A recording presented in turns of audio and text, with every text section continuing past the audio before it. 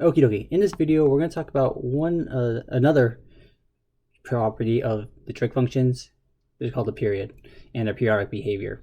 We'll start with sine and cosine, and then in the next video, we'll talk about tangent because that one's obviously a little bit different. But sine and cosine are very, very similar. So what I'm going to do is I'm just going to create a little table here for sine and cosine, and we're just going to evaluate them at each of the multiples of 90 degrees, starting off at 0. So sine of 0 would be 0 because it's y coordinate when you haven't gone anywhere is 0. Okay, if I keep going again counterclockwise up to 90 degrees, then my y value on the unit circle would be, again, it would be 1. If I keep going down to 180 degrees or pi, I'd be at 0 again. Then I go down to -1 for 3 pi over 2. And then when I get back to 2 pi, or 1 full revolution, we'll be back at 0. Okay, nothing too crazy there. If we look at cosine now, cosine's a little bit different in that it starts off at 1 when that terminal ray hasn't gone anywhere. Likewise, if we keep going now, as we increase our angle from 0 to pi over 2, excuse me, that x coordinate is decreasing from 1 down to 0. And as we keep opening up to pi, it's going farther to the left, ending up at x equals -1, an x coordinate of -1, excuse me. And then if we keep going down to 3 pi over 2, that x coordinate is sliding back over to the right, down to 0.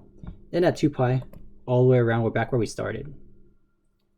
Okay, so what I want to do now is actually kind of continue this table. And if we think about it, we actually don't really need to do that much work. So the next full revolution, we'll start off here at 2 pi, because we'll just say that's where we start. And then let's see, it would be 5 pi over 2 would be at the next 90 degree angle.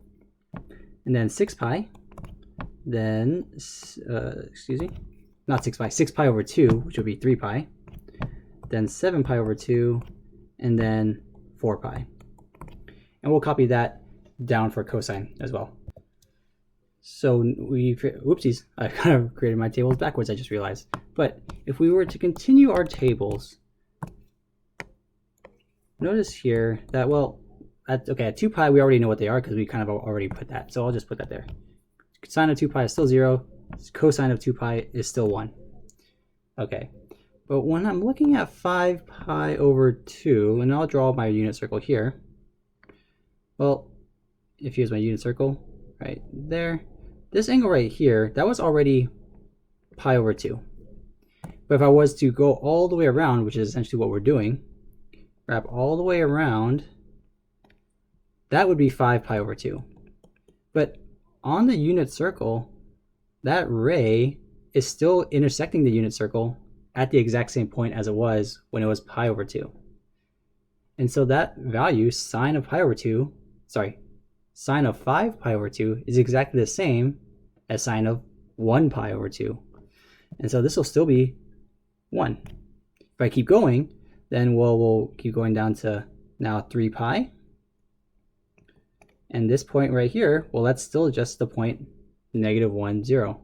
And so that sine value is the same as it was 2 pi units ago, 2 pi radians ago. And likewise, we can keep going like so. The same can be said for cosine.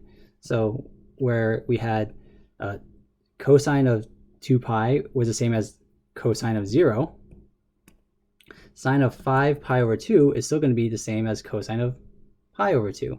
So it's still 0.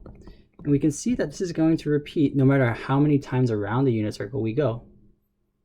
Again, this should make sense because all you're doing when you're evaluating sine and cosine is you're just looking for the x and y coordinates of where your terminal ray intersects the unit circle.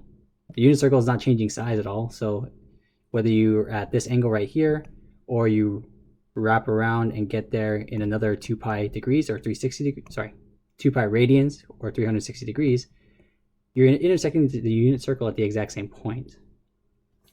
Okay, so we notice that these two chunks of the table are exactly the same.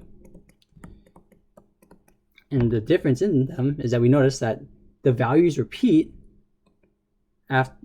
after you go forward 2 pi radians, or 360 degrees. The fact that this function repeats, that's what we call the period. Or sorry, the distance between repeating units is what we call the period. The fact that it has such behavior is what leads us to call these functions periodic functions.